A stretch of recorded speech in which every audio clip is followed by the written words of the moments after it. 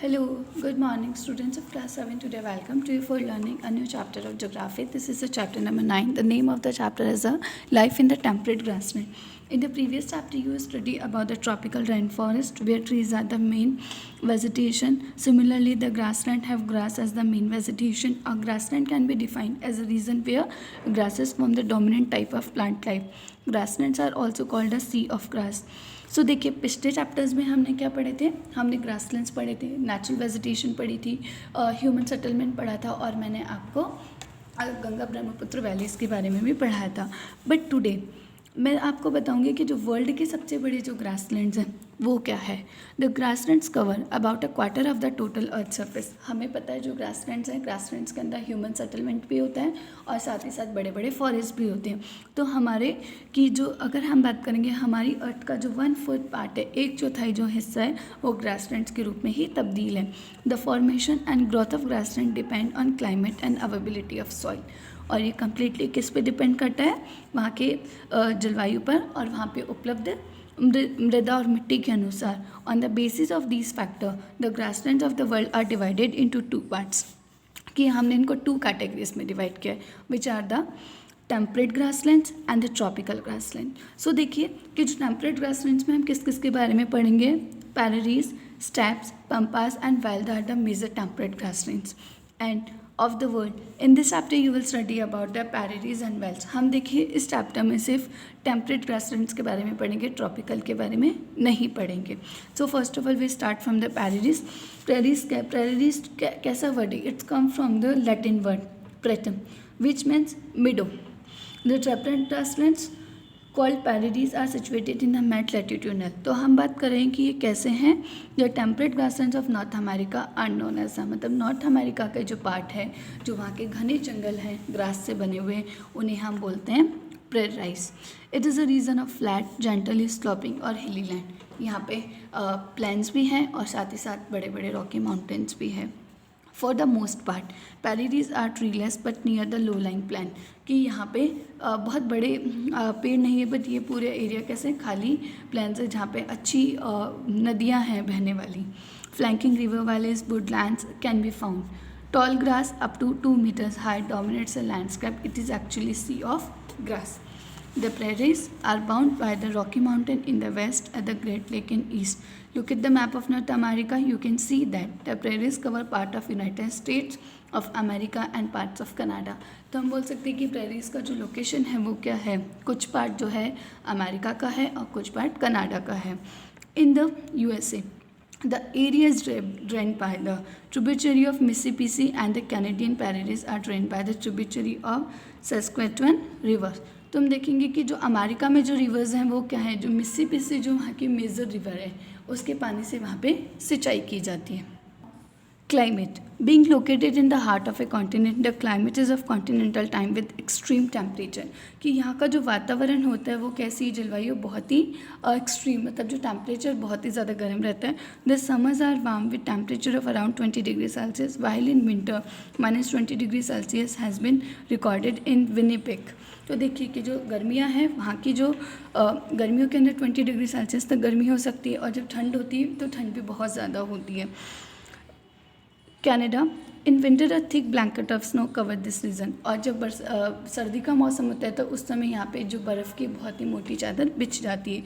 The annual rainfall is moderate and is ideal for the growth of grass. यहाँ पे पर्याप्त मात्रा में बारिश होती है जो कि किसके लिए इंपॉर्टेंट है, ग्रासेस के लिए.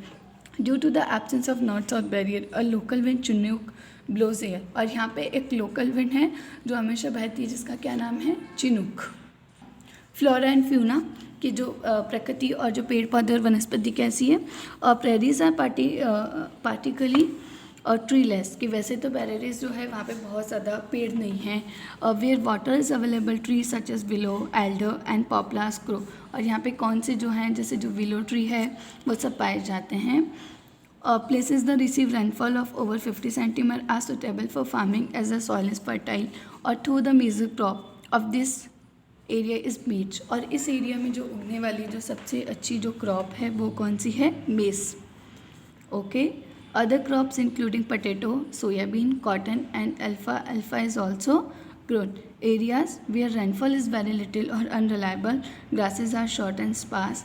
These areas are suitable for cattle rearing. Large cattle farms called ranches. और यहाँ पे क्या होता है कि पशुपालन बहुत किया जाता है और जिन फार्म्स के अंदर कैटल्स को रखा जाता है उन्हें क्या बोला जाता है, ranches. After looked after by the study man called cowboys. और उनकी देखभाल करने वाले व्यक्ति को क्या कहा जाता है, काउबॉयज. बीसन और the American buffalo is the most important animal of this reason.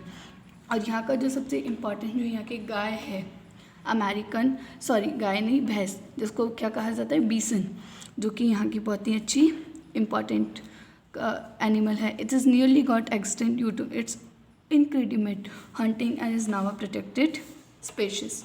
The other animal found in this region are rabbits, coyote, gophers and prairie dog. Okay, अब देखिए पीपल, जो वहाँ के लोग हैं वो कैसे हैं. The people of this region are very hard working. इस एरिया में जो रहने वाले लोग हैं बहुत ही ज़्यादा मेहनती हैं. They have successfully harnessed technological to utilise their rich natural sources. और उसके अलावा वो काफ़ी ज़्यादा अपने जो प्राकृतिक जो साधन हैं उनका समुचित रूप से बहुत ही उपयोग करते हैं. Two of the most developed country in the world. और यहाँ पे जो वर्ल्ड की सबसे जो डेवलप कंट्रीज़ हैं, विकसित वो देश यहाँ पे कौन कौन से, the USA and the Canada are located in this region. Scientific method of cultivation and use of tractors. और खेती के लिए भी यहाँ पे विज्ञान की नई नई तकनीकों का अपनाया जाता है. Harvester and combine has made north America a surplus food producer. और इसकी वजह से ये कहा जाता है कि अमेरिका में कभी भी खाने की कमी नहीं होती. The paradise also known as the granaries of the world, कि इसे अनाज का देश कहा जाता है, कि जिसे अनाज के लिए कहा जाता है कि जो पूरे वर्ल्ड के अंदर अमेरिका से जो है पूरे वर्ल्ड के जहाँ जहाँ पे जो मेज़ है या जो वीट अगर ग्रो नहीं हो पाते तो उन तक के अनाज पहुँचाने का काम करते हैं. Due to the huge surplus of wheat production, वहाँ पे गेहूँ की खेती बहुत ज़्यादा की जाती है. Dairy farming is another major industry. The dairy belt extend from the Great Lake to Atlantic coast in the east. Dairy farming and extensive agriculture both promote setting up a food processing industry. यहाँ पे बहुत ज़्यादा समुचित रूप से और बहुत ही enough वे में यहाँ पे एक तो डेयरी फार्मिंग, पशुपालन बहुत किया जाता है. और साथ ही साथ पशुपालन के साथ साथ में यहाँ पे बहुत अधिक क्रॉप्स भी होती है. इसकी वजह से यहाँ पे जो खाना बनाने वाली, खाने से संबंधी बहुत सारी टेक्निक्स और जो इंडस्ट्रीज़ यहाँ पे डेवलप हुई है. Large mineral deposit particularly coal and iron has a good network of road, railway and canals in this region have made it the most industrialized region in the world. खाने के और दूध और cattle farming के अलावा भी यहाँ पे जो हैं, यहाँ के जो एरियाज़ हैं वहाँ पे मिनरल डिपॉजिट, खनिज पदार्थ भी जो है वो बहुत ज़्यादा प्रचुर मात्रा में उपलब्ध हैं. और इसकी वजह से जो विश्व की जो बड़ी बड़ी सड़कें हैं, रेलवे लाइंस हैं और जो कैनाल्स हैं, उनके माध्यम से ये जो पूरा एरिया है वो बहुत ही इंडस्ट्रीज़ के रूप में, एक अच्छे औद्योगिक रूप में बहुत ही विकसित हुआ है, जो कि पूरे विश्व में अपनी एक प्रमुख पहचान बनाए रखता है. सो हम कह सकते हैं कि जो पैराडाइज है वो बहुत ही ज़्यादा वेल डेवलप्ड है, क्योंकि वो सिर्फ फार्मिंग के लिए नहीं, वो सिर्फ कैटल फार्मिंग के लिए नहीं, इवन वहाँ पे जो औद्योगिक रूप से जो इंडस्ट्रीज़ के रूप में और साथ ही साथ जो हमारे नेचुरल रिसोर्सेज हैं जिसमें मिनरल डिपॉजिट्स है वहाँ पे बहुत ही प्रचुर मात्रा में उपलब्ध है. सो student, I hope you like this video. In the next video we have learned about the vowels. Okay, thank you all.